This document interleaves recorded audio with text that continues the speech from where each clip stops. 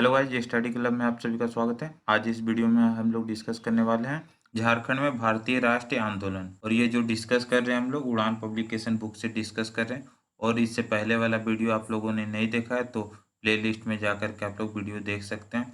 और आगे आने वाला वीडियो आप इस चैनल पर देख सकते हैं। और आपको वीडियो अच्छा लगता है तो लाइक करें और शेयर करना ना भूलें। और चैनल पे नए हैं तो चैनल को सब्सक्राइब कर दें। तो चलिए वीडियो स्टार्ट करते हैं। झारखंड में 1857 के विद्रोह की शुरुआत 12 जून 1857 को रोहिणी गांव देवघर से हुई। अगर आपसे पूछा जाए झारखंड में 1857 का विद्रोह का शुरुआत कब हुआ था तो आप क्या बताइएगा? 12 जून 1857 को। और जगह कहाँ है? रोहिणी गांव। और रोहिणी गांव कहाँ पड़ता है तो आप क्या बताइएगा? देवघर में।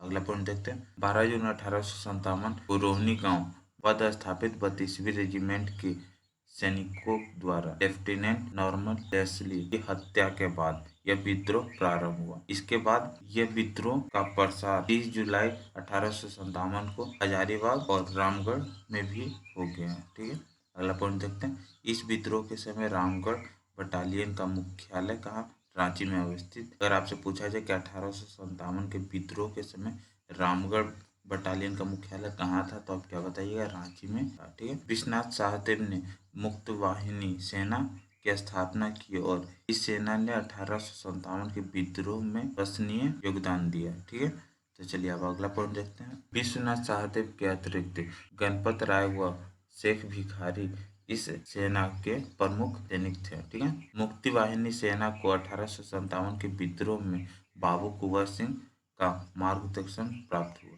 अगर आपसे पूछा जाए मुक्त वाहिनी सेना को 1857 विद्रोह में किसका मार्गदर्शन प्राप्त हुआ तो आप क्या बताइएगा? बाबू कुंवर सिंह का। ठीक है, जो बिहार में 1857 के विद्रोह का नेतृत्व प्रदान कर रहे थे। अगर आपसे पूछा जाए कि बाबू कुंवर सिंह किस जगह से विद्रोह के नेतृत्व कर रहे थे तो आप क्या बताइएगा? बिहार से। अगला पॉइंट देखते हैं। इस विद्रोह के दौरान संपूर्ण सिंहभूम क्षेत्र में क्रांतिकारियों का नेतृत्व राजा अर्जुन सिंह ने किया। आप याद रखिए, अगर पूछा जाए कि संपूर्ण सिंहभूम क्षेत्र में क्रांतिकारियों का नेतृत्व कौन किया तो आप क्या बताइएगा? राजा अर्जुन सिंह ने किया था। ठीक है, अगला पॉइंट देखते हैं। कमिश्नर सिम्पसन के आदेशानुसार 4 अक्टूबर 1857 को जयमंगल पांडे और नादिर अली को फांसी दे दी गई। अगर पूछा जाए आपसे कि 4 अक्टूबर 1857 को जयमंगल पांडे और नादिर अली को फांसी किसके आदेशानुसार दी गई तो आप क्या बताइएगा? कमिश्नर सिम्पसन के अनुसार। ठीक है, तो चलिए अब अगला पॉइंट देखते हैं। 8 जनवरी 1858 को इस आंदोलन के प्रमुख नेता शेख भिखारी, उमराव सिंह का दीवान तथा उमराव सिंह का चुटुपालू घाटी में फांसी दे दी गई। अगर आपसे पूछा जाए शेख भिखारी को कहाँ पे फांसी दी गई थी तो क्या बताइएगा? चुटुपाल घाटी में फांसी दी थी। और कब तो आप क्या बताइएगा? 8 जनवरी 1858 को शेख भिखारी को फांसी दी गई। तो चलिए अब अगला पॉइंट देखते हैं। 16 अप्रैल 1858 को विश्वनाथ सहदेव और 21 अप्रैल 1858 को गणपत राय को रांची जिला स्कूल के मुख्य द्वार के समीप कदम के पेड़ पर कमिश्नर डाल्टन के आदेश अनुसार फांसी दे दी गई थी। ठीक है, अगर आपसे पूछा जाए कि विश्वनाथ सहदेव कब फांसी दी गई थी तो आप क्या बताइए? 16 अप्रैल 1858 को। ठीक है, और गणपत राय को कब फांसी दी गई थी? 21 अप्रैल 1858। कहाँ पे दोनों को फांसी दी गई थी तो आप क्या बताइए? रांची जिला स्कूल के मुख्य द्वार के समीप कदम के पेड़ पर दिया गया था। ठीक है, किसके आदेशानुसार तो आप क्या बताइए?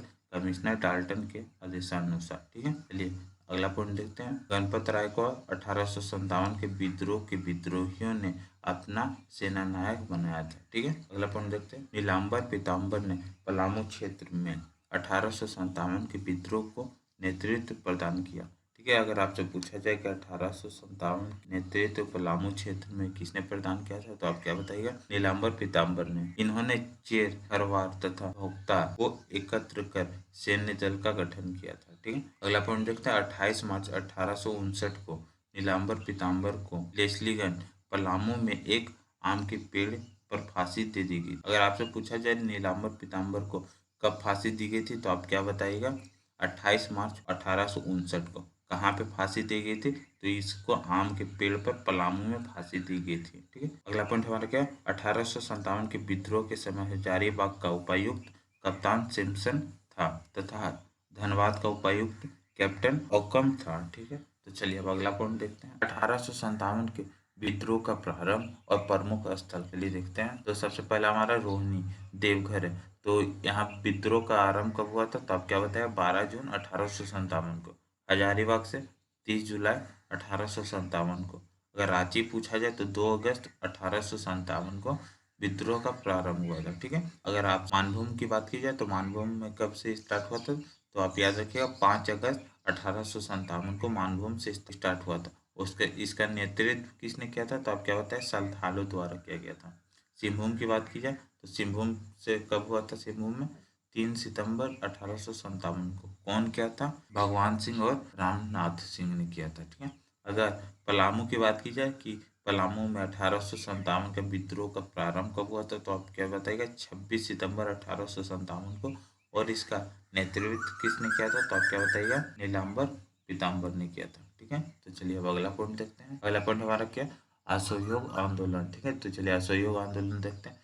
1920 में कोलकाता में कांग्रेस के विशेष अधिवेशन में अहिंसक आंदोलन का प्रस्ताव पारित किया गया, जिसका नेतृत्व गांधी जी को सौंपा गया। ठीक है। यह आंदोलन तब तक चलाया जाना था जब तक खिलाफत व पंजाब संबंधी गलतियां सुधार न ली जाए व स्वराज स्थापित नहीं हो जाए। अगर आपसे पूछा जाए कि असहयोग आंदोलन को कब तक चलाया जाना था, तो अब क्या बताइएगा? जब तक खिलाफत व पंजाब संबंधी गतिविधियां सुधार न ली जाए। अगला पॉइंट देखते हैं। इस आंदोलन के दौरान डाल्टनगंज में राष्ट्रीय विद्यालय खोला गया। तो आप याद रखिए डाल्टनगंज में राष्ट्रीय विद्यालय कब खोला गया? तो आप क्या बताइएगा? असहयोग आंदोलन के समय। ठीक है।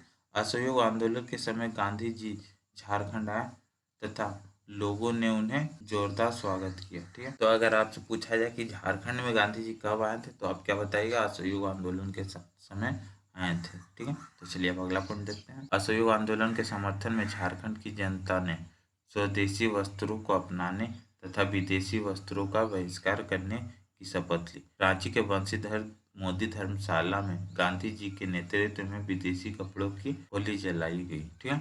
अगर पूछा जाए गांधी जी ने झारखंड में कहाँ पर विदेशी कपड़ों की होली जलाई की, तो आप क्या बताएंगे? रांची के बंशीधर मोदी धर्मशाला में। ठीक है। अगला पॉइंट देखते हैं। झारखंड में पहाड़िया जनजाति के लोगों ने भी असहयोग आंदोलन में बढ़ चढ़ के भाग लिया था। ठीक है। अगला पॉइंट देखते हैं। इस आंदोलन में टाना भगतों ने भी उल्लेखनीय योगदान दिया, जिसकी गांधी जी द्वारा कोटि कोटि प्रशंसा की गई। ठीक है। अगला पॉइंट देखते हैं। चंबा और बाबू बजरंग सहाय ने गिरिडीह में असहयोग आंदोलन को नेतृत्व प्रदान किया। तो अगर आपसे पूछा जाए कि असहयोग आंदोलन का गिरिडीह में नेतृत्व कौन किया था, तो आप क्या बताइएगा? चंबा और बाबू बजरंग सहाय ने। ठीक। तो चलिए अब अगला पॉइंट देखते हैं। अगला पॉइंट क्या हमारा?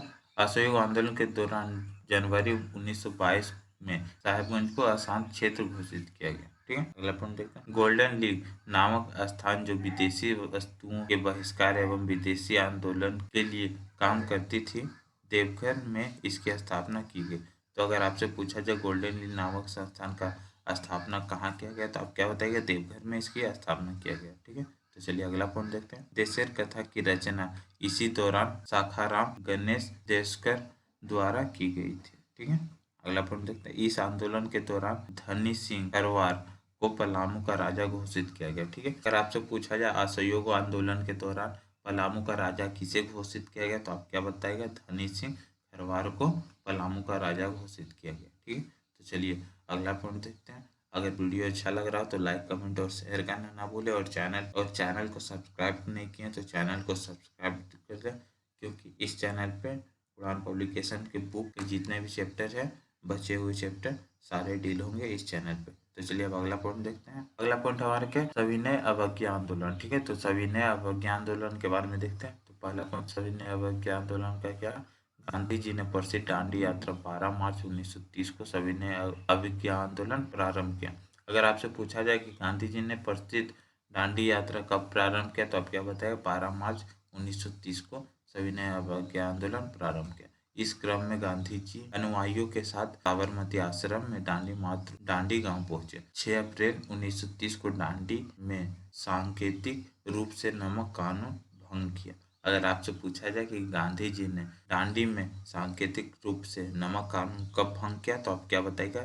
6 अप्रैल 1930 को। ठीक है। तो चलिए अगला पॉइंट देखते हैं। झारखंड के कृष्ण वल्लभ सहाय ने भी हजारीबाग में नमक बनाकर आंदोलन प्रसारित किया, जिसके लिए उन्हें खजांची तालाब में 1 वर्ष के कारावास की सजा मिली। तो अगर आपसे पूछा जाए झारखंड के कृष्ण वल्लभ साहब को कहाँ पे 1 वर्ष का कारावास की सजा मिली थी, तो आप क्या बताइएगा? खजांची तालाब में 1 वर्ष की कारावास की सजा मिली थी। किसको? कृष्ण वल्लभ सहाय को। ठीक है, तो चलिए अब अगला पॉइंट देखते हैं। नमक सत्याग्रह का नेतृत्व जमशेदपुर में ननी गोपाल मुखर्जी तथा पलामू में सोनार सिंह परवार व चंद्रिका प्रसाद वर्मा ने किया। ठीक है, तो चलिए अब अगला पॉइंट देखते हैं। बंगम मोड़ के नेतृत्व में संथालों ने सविनय अवज्ञा आंदोलन में अपनी सहभागिता दर्ज की। ठीक है, अगला पॉइंट देखते हैं। सविनय अवज्ञा आंदोलन में राष्ट्रीय स्तर पर महिलाओं ने बढ़ चढ़कर हिस्सा लिया। इसी क्रम में झारखंड में भी सेलवाला राय के नेतृत्व में महिलाओं ने इस आंदोलन में अपनी उपस्थिति दर्ज की। ठीक है, तो चलिए अगला पॉइंट देखते हैं। सविनय अवज्ञा आंदोलन के दौरान सरस्वती देवी, मीरा देवी एवं साधना देवी को गिरफ्तार कर लिया गया। अगर आपसे पूछा जाए कि सरस्वती देवी, मीरा देवी एवं साधना देवी को गिरफ्तार किस आंदोलन के समय किया गया, तो आप क्या बताइए? सविनय अवज्ञा आंदोलन के दौरान किया गया। ठीक है, तो चलिए अब अगला पॉइंट देखते हैं।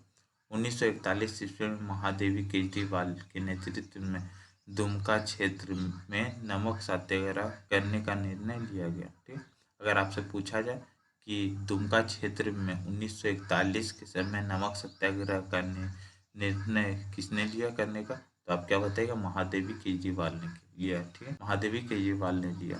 तो चलिए अब अगला पॉइंट देखते हैं। अगला पॉइंट हमारा क्या? आंदोलन के प्रचार प्रसार के लिए जेल में बंद रामवृक्ष बेनीपुरी ने कैदी नामक हस्तलिखित पत्रिका निकाली। ठीक है, अगर आपसे पूछा जाए कि कैदी नामक हस्तलिखित पत्रिका किसने निकाली, तो आप क्या बताइएगा? रामवृक्ष बेनीपुरी ने निकाला था। ठीक है, तो चलिए अब अगला पॉइंट देखते हैं। अगला पॉइंट हमारा क्या? इस क्रम में महामाया प्रसाद सिन्हा तथा भवानी दयाल साहनी ने भी जेल में रहकर कारागार नामक हस्तलिखित पत्रिका निकाला था। तो अगर आपसे पूछा जाए कि कारागार नामक हस्तलिखित पत्रिका किसने निकाला था, तो आप क्या बताइएगा? महामाया प्रसाद सिन्हा तथा भवानी दयाल साहनी ने निकाला था। ठीक है, तो चलिए अब अगला पॉइंट देखते हैं। अगला पॉइंट हमारा क्या? ब्रिटिश हुकूमत से अपनी बात मनवाने के लिए जगह जगह पर व्यापक हड़ताल एवं प्रदर्शनों का आयोजन किया गया, जिसके तहत स्वदेशी सप्ताह सितंबर 1930 में तथा जवाहर सप्ताह नवंबर 1930 में मनाया गया। तरुण संघ ने भी सविनय अवज्ञा के आयोजन में अपना महत्वपूर्ण योगदान दिया। ठीक है, अगला पॉइंट देखते हैं। यदुवंश सहाय के नेतृत्व में झारखंड में संपूर्ण किसान आंदोलन चलाया गया। अगर आपसे पूछा जाए कि संपूर्ण किसान आंदोलन किसके नेतृत्व में चलाया गया, तो आप क्या बताएगा? यदुवंश सहाय के नेतृत्व में झारखंड में चलाया गया। अगला पॉइंट क्या हमारा? स्वामी सहजानंद सरस्वती ने संथाल परगना क्षेत्र में किसानों की दशा सुधारने के लिए आंदोलन किया। अगर आपसे पूछा जाए संथाल परगना क्षेत्र में किसानों की दशा सुधारने के लिए किसने आंदोलन चलाया, तो आप क्या बताएगा? स्वामी सहजानंद सरस्वती ने चलाया था। ठीक है, तो चलिए अब अगला पॉइंट देखते हैं। तो अगला पॉइंट हमारा क्या? इसी सत्याग्रह के दौरान गांधी जी ने अंतिम बार 1940 में झारखंड आगमन हुआ।